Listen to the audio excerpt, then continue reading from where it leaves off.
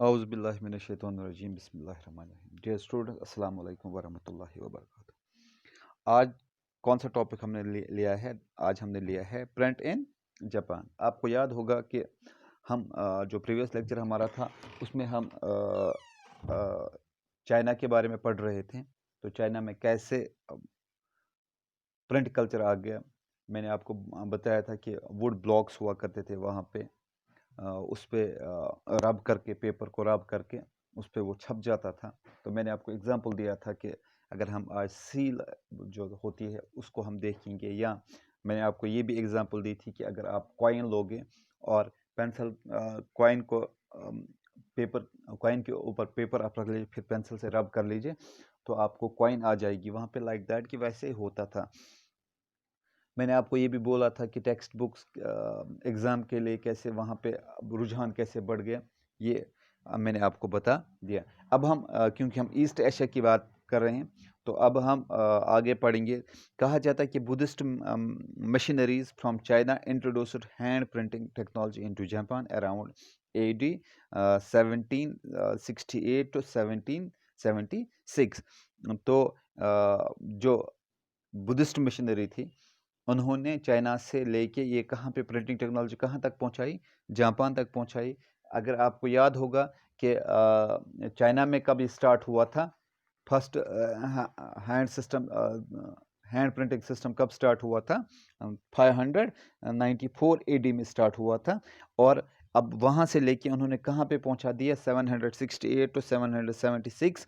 कहाँ पे AD? अगर मैंने आपको पिछले लेक्चर में बता दिया था, एनाटॉमी इसको बोलते थे, इसको आफ्टर डेथ नहीं पढ़ना चाहिए। तो वो कहाँ पे लेके गए? जापान लेके गए। तो जापान में भी अब प्रिंटिंग का सिस्टम शुरू हो गया। तो कहा जाता है कि ओल्डेस्ट बुक ऑफ जापान जो है इज डायमंड सूत्रा। डायमंड सूत्रा जो पुरानी बुक एक है, डायमंड सूत्रा बुद्धिस्ट की बुक है, वो कब प्रिंट हुई थी? 868 AD में। कहाँ पे? जापान में ये बुक प्रिंट हुई थी, फर्स्ट बुक। और इसमें क्या था? It containing six sheets of text and would cut illustrations. तो इसमें क्या था? ये बुक जो थी 6 शीट्स की थी, जिसमें क्या थी? वुड कट इलस्ट्रेशंस उसमें थी। अब आपको क्लियर हुआ कि बुद्धिस्ट मिशनरी ने चाइना से कहाँ तक लेके गए? जापान लेके गए। कौन सा? ये प्रिंटिंग कल्चर लेके गए। और जापान ने फर्स्ट बुक जो बनाई दैट वाज बुद्धिस्ट डायमंड सूत्रा। उसमें क्या था? उसमें 6 शीट्स थे। उसके बाद क्या हुआ? इसके साथ साथ अब जापान ने क्या किया? Pictures and were printed on textiles, play cards and paper money. तो पिक्चर्स भी बनाई गई। कहाँ किस किस पे बनाते थे? टेक्सटाइल्स पे, कपड़ों पे बनाते थे, प्लेइंग कार्ड्स पे बनाते थे, और पेपर मनी जो मनी होते, मतलब कि पेपर मनी जो कागज के नोट होते हैं उस पे बनाई जाती है। इसके साथ साथ क्या किया?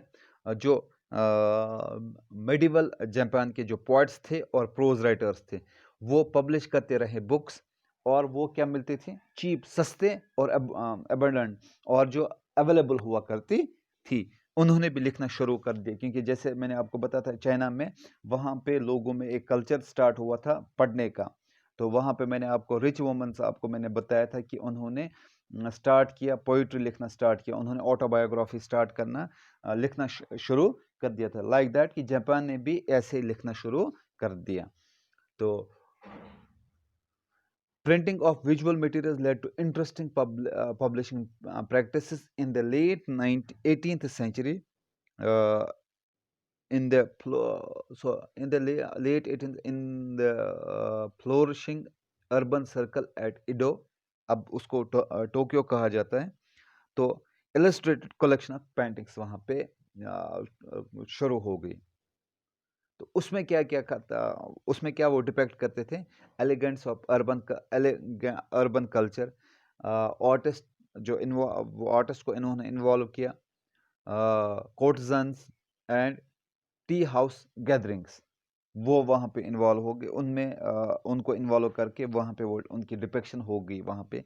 उसके साथ साथ जो लाइब्रेरीज थे और book stores they were packed with hand printing materials. जो वहाँ पे लाइब्रेरीज थे या बुक स्टोर्स थे जहाँ पे बुक्स को रखा जाता था, तो वहाँ पे प्रिंटिंग मटेरियल अवेलेबल था। जो उन्होंने बुक्स लिखी थी या उन्होंने वहाँ पे पिक्चर्स बनाए थे वो वहाँ पे अवेलेबल थे।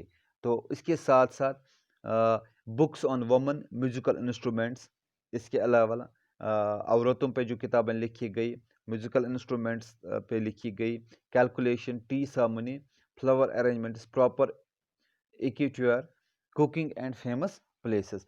तो इन बारे में वहाँ पे ये पिक्चर्स, बुक्स, रिटर्न मटेरियल वहाँ पे अवेलेबल था। तो दैट मीन्स कि जापान में भी प्रिंटिंग कल्चर स्टार्ट हुआ, और मैंने आपको बता दिया कैसे स्टार्ट हुआ, चाइना ने वहाँ पे लिया, और उसके बाद उन्होंने क्या क्या किया वो मैंने आपको बता दिया। आई होप कि आपको ये क्लियर हुआ होगा। तो नेक्स्ट जो हमारा होगा that will be print comes to Europe. अब चाइना, जापान, ईस्ट एशिया से लेके अब कहाँ पे पहुँच गए, अब यूरोप। अब यूरोप में कहाँ कहाँ पे जाएगा वो हम नेक्स्ट लेक्चर में पढ़ेंगे। तब तक के लिए आप मुझे इजाज़त दीजिए। अल्लाह हाफिज़।